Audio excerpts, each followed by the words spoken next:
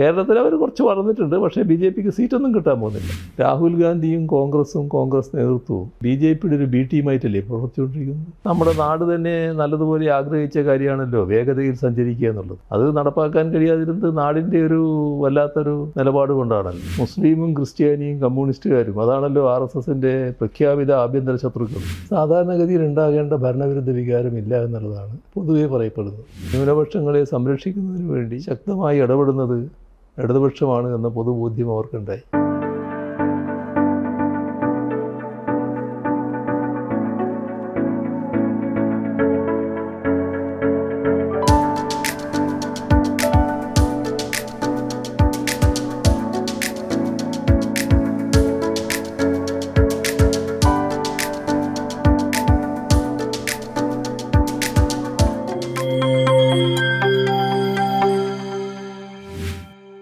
ഇപ്പം നമ്മൾ കേരളത്തിലെ എല്ലാ സ്ഥലങ്ങളിലും പോവുകയും കുടുംബങ്ങളുമായിട്ട് ബന്ധപ്പെടുകയും ചെയ്താൽ എവിടെയും ഭരണവിരുദ്ധ വികാരം കാണാൻ കഴിയില്ല.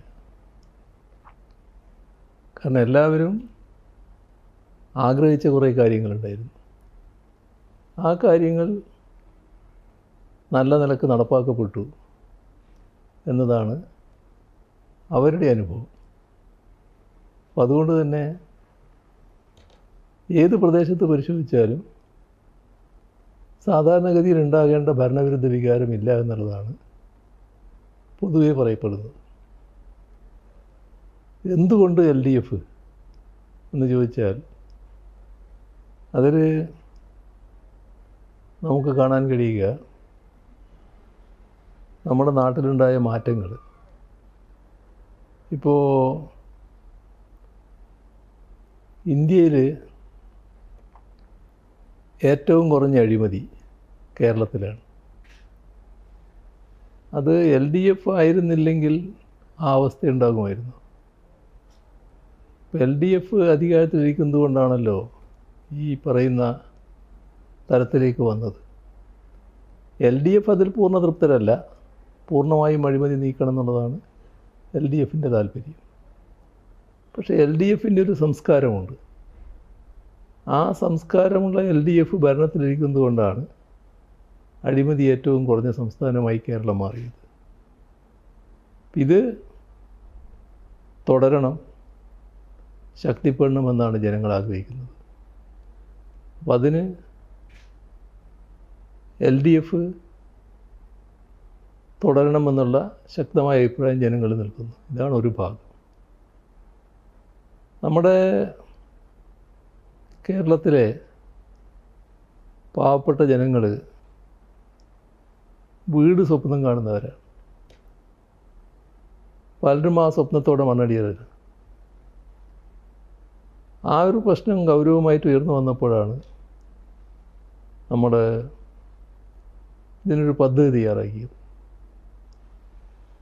5 ലക്ഷം വീട് പാവപ്പെട്ടവർക്ക് നൽകുന്ന, അതിന് അർഹതയുള്ളവരെ തിരഞ്ഞെടുക്കൽ. അതിൻ്റെ പ്രവർത്തനങ്ങൾ ആരംഭിച്ച് ഘട്ടം ഘട്ടമായി നടത്തി. 2021 ആയപ്പോൾ തിരഞ്ഞെടുപ്പ് വന്നു. ആ തിരഞ്ഞെടുപ്പിൽ UDF പരസ്യമായി പ്രഖ്യാപിച്ചു, ഞങ്ങൾ അധികാരത്തിൽ വന്നാൽ ലൈഫ് മിഷൻ റദ്ദാക്കുമെന്ന്. LDFന് തുടർഭരണം ജനങ്ങൾ സമ്മാനിച്ചു. ഇപ്പോൾ 5 ലക്ഷം പൂർത്തിയായി. ആ 5 ലക്ഷം വീടുകൾ പൂർത്തിയാക്കാൻ കഴിഞ്ഞത് LDF ഇവിടെ ഉള്ളത് കൊണ്ട് മാത്രമാണ്. LDFൻ്റെ തുടർച്ച കൊണ്ടാണ് ആ നില സ്ഥാപിക്കാനായത്. ഇനിയും അത്തരം കുടുംബങ്ങൾക്ക് എന്തെങ്കിലും പ്രതീക്ഷയുണ്ടെങ്കിൽ LDF തന്നെ ഉണ്ടാകണമല്ലോ. അതാണല്ലോ അവർ കാണുന്നത്. അപ്പോൾ LDF എന്തുകൊണ്ട് വരണമെന്നത് ഇതിൻ്റെ ഭാഗമായിട്ടാണ് ജനങ്ങൾ ചിന്തിക്കുന്നത്. നാടിൻ്റെ പൊതുവായ അന്തരീക്ഷം ഇപ്പോൾ 2016 നിങ്ങൾ പല വഴിക്ക് സഞ്ചരിക്കുമ്പോൾ ചില സ്ഥലങ്ങളിലെത്തിയാൽ അറിയാതെ മൂക്കുമ്മൽ കൈവെക്കും, മൂക്കൊന്ന് അടച്ചു പിടിക്കും, കാരണം ദുർഗന്ധം ഉണ്ടായിരുന്നു. പലയിടത്തും നോക്കിയാൽ വല്ലാതെ മാലിന്യം കെട്ടിക്കിടക്കുന്നുണ്ടായിരുന്നു, കുന്നുകൂടി കിടക്കുന്നുണ്ടായിരുന്നു. അത് കണ്ടുകൊണ്ടാണ് ഹരിത കേരള മിഷൻ ആരംഭിച്ചത്. LDFൻ്റെ ആ ഇടപെടൽ കൊണ്ടാണല്ലോ ഇന്ന് കാണുന്ന കേരളം വന്നത്. എല്ലാം പൂർണ്ണമായി എന്നല്ല, പക്ഷേ കേരളത്തിൽ ഈ പറയുന്ന മാലിന്യ കൂമ്പാരം ഇല്ലാതായല്ലോ പലയിടത്തും. വൃത്തികേട് പലതും ഒഴിഞ്ഞു പോയല്ലോ. നല്ല വൃത്തിയും വെടിപ്പും പൊതുവിലുണ്ടായല്ലോ. അത് LDF ആയതുകൊണ്ട് മാത്രമല്ലേ. കാരണം ഇതിലൊക്കെ നാടിനോടുള്ള പ്രതിബദ്ധതയുടെ പ്രശ്നമുണ്ടല്ലോ. അപ്പോൾ അതുകൊണ്ട് LDF ആയാൽ ഇത് കൂടുതൽ ശക്തിപ്പെടുത്താനാവും. ഇതിൻ്റെ ഭാഗമായി പച്ചത്തുരുത്ത്, നദികൾ വീണ്ടെടുക്കൽ, മറ്റേ ഹരിതകർമ്മസേന നടന്ന പ്രവർത്തനങ്ങൾ, അങ്ങനെയുള്ള ഒരുപാട് കാര്യങ്ങളിലേ നടക്കുന്നത്. അതൊക്കെ LDF ആയാലാണ് നാട് വീണ്ടും മെച്ചപ്പെടുക എന്നാണല്ലോ കാണുന്നത്. നമ്മുടെ നാടിൻ്റെ വികസനം എന്നത് ഏതെങ്കിലും ഒരു പ്രദേശത്തിൻ്റെയോ വികസനമോ അല്ലെങ്കിൽ ഏതെങ്കിലും ഒരു വിഭാഗത്തിൻ്റെ വികസനമായിട്ടല്ലല്ലോ LDF കണ്ടത്. സർവതല സ്പർശിയായ വികസനം, സാമൂഹ്യ നിരധിഷ്ഠിതമായ വികസനം എന്ന് പറഞ്ഞാൽ എല്ലാ പ്രദേശവും വികസനത്തിൻ്റെ സ്വാദറിയണം, എല്ലാ കുടുംബവും വികസനത്തിൻ്റെ സ്വാദറിയണം. ഇതല്ലേ ഉണ്ട് വികസനം. വികസനമായിരുന്നു LDFന്റെ ഒരു മെയിൻ അജണ്ട. അതൊരു വലിയ പരിധി വരെ നടപ്പിലാക്കാൻ സാധിച്ചിട്ടുണ്ട്. അതിപ്പോൾ റോഡായിട്ടും പാലമായിട്ടും സ്കൂളായിട്ടും എല്ലാം നമ്മൾ കാണുന്നുണ്ട്. അതൊക്കെ അംഗീകരിക്കുമ്പോൾ തന്നെ ഇതൊരു 10 വർഷമായില്ലേ, ഒരു മാറ്റം ആയിക്കൂടെ എന്ന് ചിന്തിക്കുന്ന ഒരു ക്രൗഡ് കൂടി കേരളത്തിലുണ്ട്. അവരോട് എന്താ പറയുക? അല്ല, അവരാണ് ഇത്തരം കാര്യങ്ങൾ പരിശോധിക്കുന്നത്. ഇത് LDF അല്ലെങ്കിൽ സാധ്യമാകുമായിരുന്നോ? ഇതൊരു യാദൃശ്ചികമായിട്ടുണ്ടായതല്ല, അല്ലെങ്കിൽ സ്വാഭാവികമായിട്ടുണ്ടായതല്ല. നമ്മുടെ നാട്ടിൻ്റെ ഒരു പൊതുവായ വികാരം ഉണ്ടായിരുന്നത് ഇനി നാട് രക്ഷപ്പെടില്ല എന്നാണ്. എൻ്റെ നാട് ഇങ്ങനെയായിപ്പോയി, ഇതായിരിക്കും നന്നാക്കാനാവില്ല, ഇവിടെ ഒരു റോഡും നന്നാവില്ല, ഒരു പദ്ധതിയും വരില്ല, ഇങ്ങനെയായിപ്പോയി എൻ്റെ നാട്. എന്നാൽ മറ്റു പ്രദേശങ്ങളൊക്കെ നല്ല നിലക്ക് പോകുന്നു. നമ്മുടെ കേരളത്തിൻ്റെ അവസ്ഥ നോക്കിയാൽ ധാരാളം ആളുകൾ, ലക്ഷക്കണക്കിന് ആളുകൾ പുറം രാജ്യങ്ങളിൽ ജീവിക്കുന്നവരാണല്ലോ. അവർ കേരളത്തിൽ വരുമ്പോൾ പണ്ട് ഇവിടുന്ന് പോകുമ്പോൾ അതേ അവസ്ഥയിലാണ് നാട്, ഒരു മാറ്റവും ഇല്ല. ഇവിടെ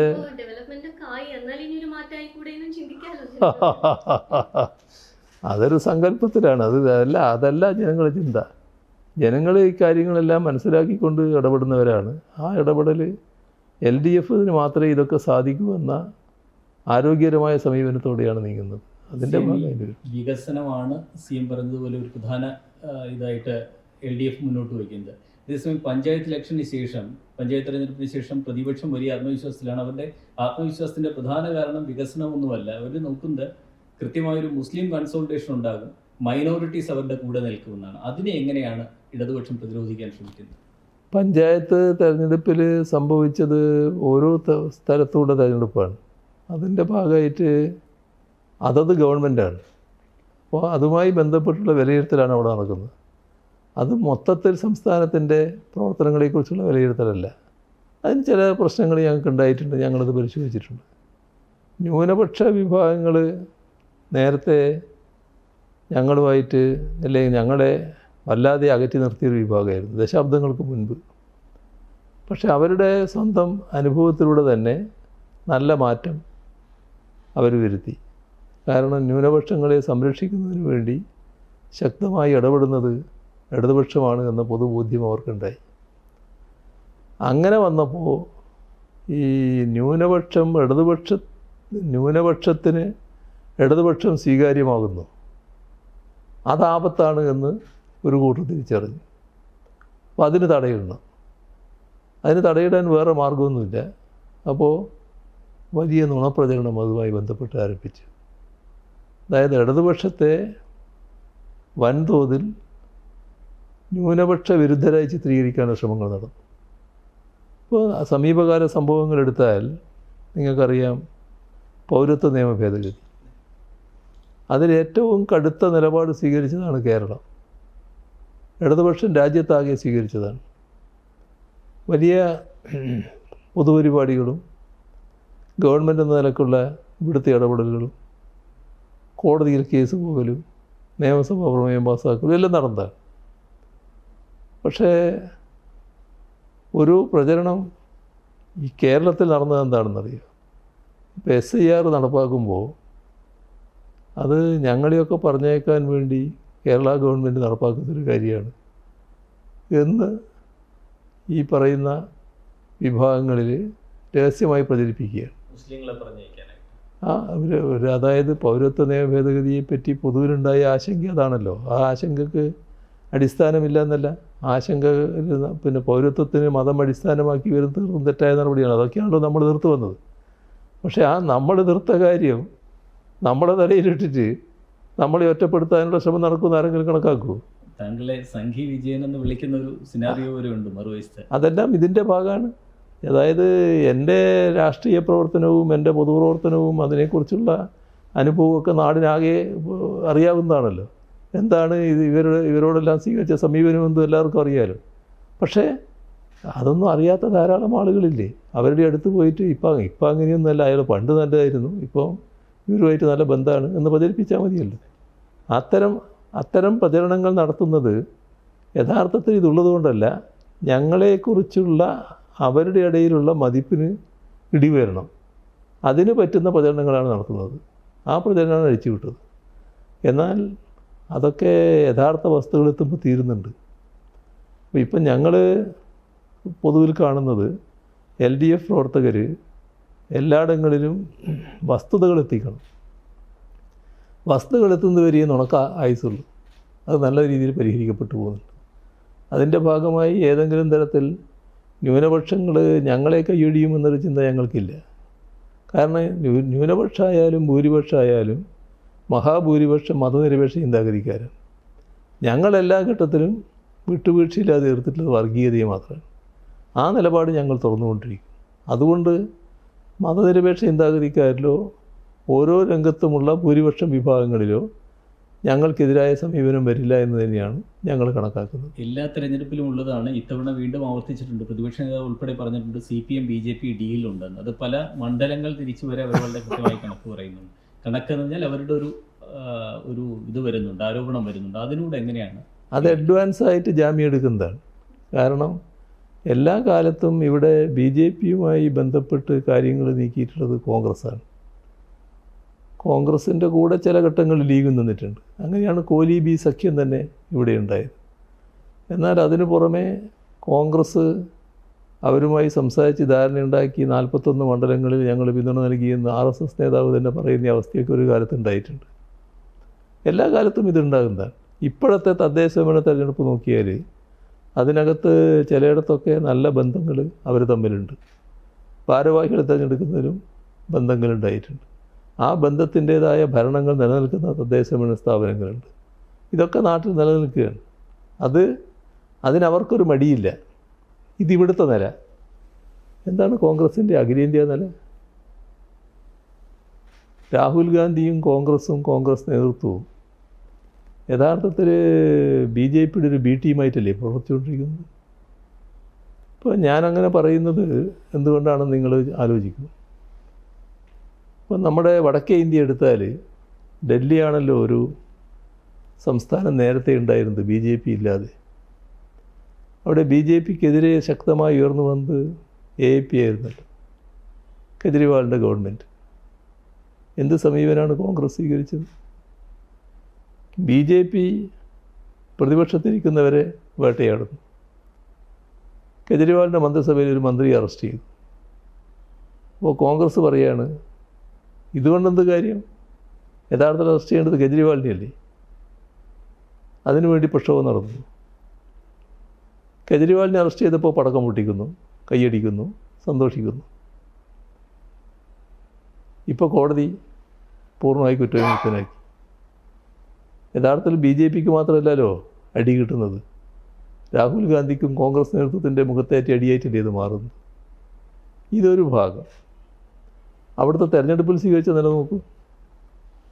ആ തെരഞ്ഞെടുപ്പിൽ യഥാർത്ഥത്തിൽ BJP ഒറ്റപ്പെടുത്താനുള്ള നടപടിയല്ലേ സ്വീകരിക്കേണ്ടത് കോൺഗ്രസ്? അവിടെ AAPയെ ശക്തമായി എതിർക്കുന്ന നിലയാണല്ലോ എടുത്തത്. AAPക്കെതിരെയുള്ള നിലപാടാണല്ലോ സ്വീകരിച്ചു പോയത്. ഇപ്പോൾ എന്താ കൊണ്ട് ഗുണം കിട്ടിയത്? BJP ജയിച്ചു, നല്ല നിലക്ക് ജയിച്ചു. അപ്പോൾ BJPയുടെ B ടീമായി മാറുന്ന നിലയാണ് അവിടെ ഉണ്ടായത്. ഹരിയാന ഹരിയാനയിൽ ആരെങ്കിലും കണക്കാക്കിനോ ബി ജെ പി വരും? എല്ലാവരും ബി ജെ പി അടക്കം കണക്കാക്കിയതല്ലേ അവർ പരാജയപ്പെടും. പക്ഷേ നിങ്ങൾക്ക് ഒന്നിച്ച് നിർത്താൻ പറ്റുന്നവരെ ഒന്നിച്ച് നിർത്താൻ കോൺഗ്രസ്സിനായോ? അതിനല്ലല്ലോ കോൺഗ്രസ് നിന്നത്. അവരെല്ലാം അകറ്റിക്കളഞ്ഞല്ലോ. സുഖമായിട്ട് ബി ജെ പി ജയിച്ചു വന്നില്ലേ? അപ്പോൾ കോൺഗ്രസിൻ്റെ ബി ജെ പിയുടെ ബി ടീമായിട്ട് രാഹുൽ ഗാന്ധിയും കോൺഗ്രസും പ്രവർത്തിച്ചു എന്നുള്ളതല്ലേ അവിടുത്തെ അനുഭവം. അങ്ങനെ പറഞ്ഞതുകൊണ്ട് തന്നെ ചോദിക്കുകയാണ്, രാഹുൽ ഗാന്ധി ചിലപ്പോഴെങ്കിലും പൊളിറ്റിക്കലി വളരെ ഇമ്മച്വറാണ്, വളരെ പക്വതയില്ലാതെ പെരുമാറുന്നു എന്ന് തോന്നുന്നു. അത് വേറൊരു ഭാഗം. പക്ഷേ അത് പക്വതയില്ലായ്മ ചിലരുടെ ഭാഗത്തൊക്കെ ചിലപ്പോൾ ഉണ്ടാകാമല്ലോ. ഇത് അതിനപ്പുറമുള്ള കാര്യമല്ലേ. ഇത് ബി ടീമായി ബി ജെ പിയെ പ്രോത്സാഹിപ്പിക്കുന്നൊരു സമീപനം വന്നുകൂടാറ്. വേറൊരു ഭാഗമാണ് ഞാൻ പറയുന്നത്. ബീഹാർ അടക്കമുള്ള തെരഞ്ഞെടുപ്പ്. ഈ തെരഞ്ഞെടുപ്പുകൾ വരുമ്പോൾ കോൺഗ്രസ് സ്വീകരിക്കുന്ന ആദ്യത്തെ സമീപനം എന്താ? നിങ്ങളെല്ലാവരും കണ്ടുകൊണ്ടിരിക്കുന്നതല്ലേ. ആദ്യം കുളം കലക്കില്ലേ. ആ കുളം കലക്കലോടുകൂടി ബി ജെ പിക്ക് അനുകൂലമായ അന്തരീക്ഷമല്ലേ ഉണ്ടാകുന്നത്. ഈ ബി ജെ പിക്ക് അനുകൂലമായ അന്തരീക്ഷം ഉണ്ടാക്കിയതിന് ശേഷം യോജിപ്പുണ്ടാക്കിയിട്ട് അത് ഫലിക്കുന്നില്ലല്ലോ. അതല്ലേ പലയിടത്തും സംഭവിച്ചത്. അപ്പോൾ യഥാർത്ഥത്തിൽ കോൺഗ്രസ് നേതൃത്വം തന്നെ ബി ജെ പിയുടെ ബി ടീമായി മാറുകയാണ്. CM ഇതിൽ LDF BJP ഈ ഡീൽ എന്നുള്ളൊരു മർമറിങ് ക്യാമ്പയിൻ അനിൽ പറഞ്ഞ പോലെ വളരെ സ്ട്രോങ് ആണ്. അതിന് പറയപ്പെടുന്ന ഒരു റീസൺ കോൺഗ്രസ് ഇല്ലാതായാൽ ആ സ്പേസ് BJPക്ക് എടുക്കാമെന്നും അതുകൊണ്ട് തന്നെ കോൺഗ്രസ് തോൽക്കുന്നതാണ് BJPയുടെ ആഗ്രഹം എന്നുള്ളൊരു പ്രിമൈസിൽ നിന്നാണ് ഈ ഒരു മർമറിങ് ക്യാമ്പയിൻ തന്നെ നടക്കുന്നത്. അതൊക്കെ ഊഹത്തിൻ്റെ കാര്യമല്ലേ. കോൺഗ്രസ്സിന് എല്ലാ ഘട്ടത്തിലും BJPക്ക് എല്ലാ ഘട്ടത്തിലും ഏറ്റവും കടുത്ത ശത്രുവായിട്ട് ആരെയാണ് തോന്നിയിട്ടുള്ളത്? RSS തന്നെ അത് വ്യക്തമാക്കിയിട്ടുണ്ടല്ലോ. മുസ്ലിമും ക്രിസ്ത്യാനിയും കമ്മ്യൂണിസ്റ്റുകാരും അതാണല്ലോ RSSൻ്റെ പ്രഖ്യാപിത ആഭ്യന്തര ശത്രുക്കൾ. ഇപ്പോൾ ത്രിപുരയിൽ തെരഞ്ഞെടുപ്പിൽ ജയിക്കാൻ കഴിഞ്ഞപ്പോൾ നരേന്ദ്രമോദി തന്നെ പറഞ്ഞെന്താ, ഇത് പ്രത്യയശാസ്ത്ര വിദ്യയാണെന്നാണ്. അതായത് ഞങ്ങളെ പ്രധാന ശത്രുക്കളായി കണ്ടുകൊണ്ട നിലപാടാണല്ലോ അവർ സ്വീകരിക്കുന്നത്. പക്ഷെ അതോടൊപ്പം ഈ കോൺഗ്രസ് മുക്ത് ഭാരത് എന്നുള്ളതും അവരുടെ ഒരു നിലപാട് അത് തന്നെയാണ്. കോൺഗ്രസ്സിനാണല്ലോ ഇപ്പോൾ സ്വാധീനം പലയിടത്തും ഉള്ളത്. അതവിടെ എല്ലാവരുടെയും അവരുടെ കയ്യിൽ നിൽക്കുകയല്ലേ.